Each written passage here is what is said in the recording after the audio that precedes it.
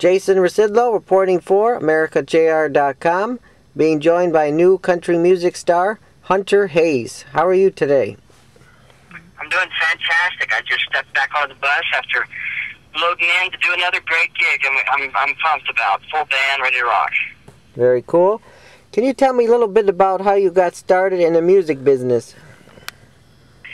Well, I don't know. It's kind of a long story, really. I mean, it's one of those things. I fell in love with music kind of really early on. I mean, before I could probably talk, I was just addicted to music and didn't know it. You know, it was kind of something I just wanted to do.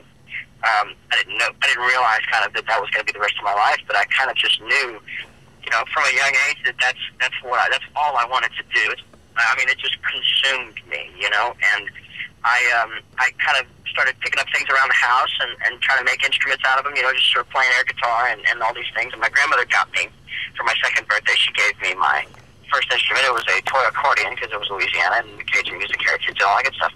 And I just kind of started trying to learn stuff by ear. You know, didn't really have any patience for lessons or anything like that. I just sat down and listened to what I could on the radio and tried to figure out how to make that sound again. And that kind of became my process, running by ear. And I just constantly wanted another instrument to learn. You know, just wanted to learn new music, and it just kind of snowballed from there.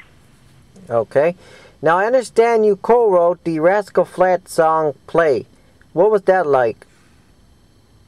Well, it's kind of funny because, you know, I wrote that with two of my good friends that I've written with quite a bit, and we were writing for my record. You know, it was something that we wanted to do on my own record, and after sort of careful consideration, we said, well, you know, we're not quite ready to cut the record, and this is a song that we sort of dreamed up. Hey, wouldn't it be great if Rascal Flatts cut this? It was a total joke. I mean, it was really not a joke, but it was kind of it was sort of dreaming. You know, we just kind of, it was a 1 in a million shot. You know, I didn't expect it to happen, and they heard it and they liked it. You know, sort of 1 in a million chance that it could happen, and it happened. A dream came true, and they told me they'd cut it, and they did. And you know, it was kind of it was a very pleasant surprise.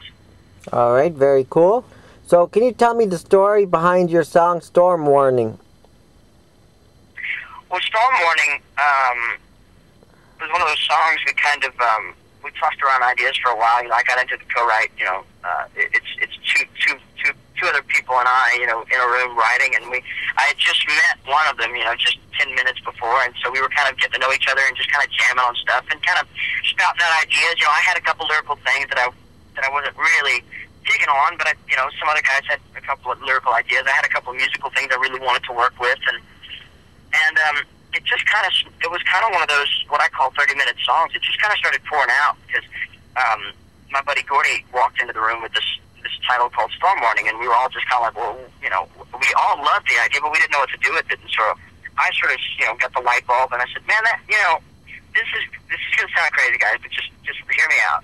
This kind of reminds me of, you know, this girl I'm trying to date, trying to, you know, get to know and spend some time with, and it's not really working. I'm getting red flags, but I'm, you know, relentlessly hopeful, and that's kind of what the whole song is about. It's kind of that hopeless romantic kind of thing, just saying, you know, I know I'm going to wish I wouldn't have afterwards, but, you know, I wish I just, whatever, who cares, you know?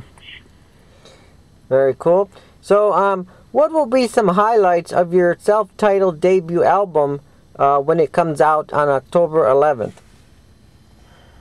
Well, it's going to be all songs that I've had a hand in writing, one of which I've actually written all by myself, and it has appeared on an earlier record, and we've completely redone it, but it's got you know, all brand new tunes. It's pretty much, it's just, it's a glimpse into, you know, it's sort of a glimpse into my life, more or less just a glimpse into, you know, the kind of my own music, the way I like to make it, and you know, I got the chance to actually play everything and sing everything on the record. It's you know, it's only me. That's why it took so long to make. But you know, I got to co-produce it with one of my heroes. So it's kind of my dream album. It's the album I've always wanted to make my whole life, and you know, I just hope it has a lot of songs that people can relate to, that everyone sort of attaches themselves to, the way I've attached myself to my favorite music. You know. All right. Now you've been touring with Taylor Swift. So how did that go?